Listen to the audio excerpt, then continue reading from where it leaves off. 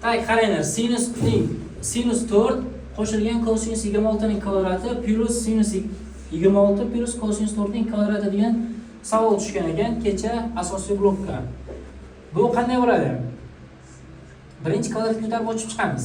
Qanday bo'ladi kvadratga ko'tarib ochib chiqsak, begrod sinus kvadrat 4 plus formulada 2 ko'paytirilgan sinus 4 to'g'rimi? Ko'paytirilgan kosinus 26 bo'ladi. Plus kosinus kvadrat 26 bo'ladi keyin qisqa ko'paytirish formulasi. Qo'shilgan. Mana buni ochib chiqadigan bo'lsak, sinus kvadrat 26 plus formulada 2 ko'paytirilgan sinus 26 ko'paytirilgan kosinus 4 plus kosinus kvadrat 4.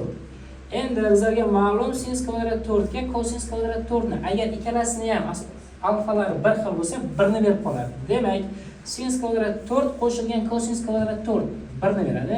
Qo'shilgan kosinus kvadrat 26 bilan sinus kvadrat 26 ham birni beradi. Plus 1 ham bor ekan.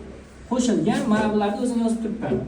Tak, 2 ko'paytirilgan sinus 4 ko'paytirilgan kosinus 26 plus 2 ko'paytirilgan sinus 26 ko'paytirilgan kosinus 4 plus teng ikkalasidan ham 2 ni chiqarib ketsa sinus 4 ko'paytirilgan kosinus 26 plus sinus 26 ko'paytirilgan kosinus 4. Bu bizlarga ma'lum, bu degani nima degani edi?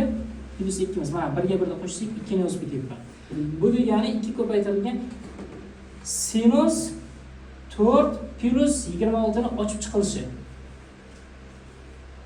To'g'rimi? Plus 2 keyin. Sinus 4 ga 26 ni qo'shsak necha bo'ladi? Sinus 30 bo'ladi. Plus 2. Sinus 30 da 1 taqsim 2 ga teng. Demak, 2 ko'paytirilgan 1 taqsim 2 plus 2. Mana bu 2 bilan 2 qisqarib ketadi. 1 qo'shilgan 2 javobimiz 3 bo'lar ekan.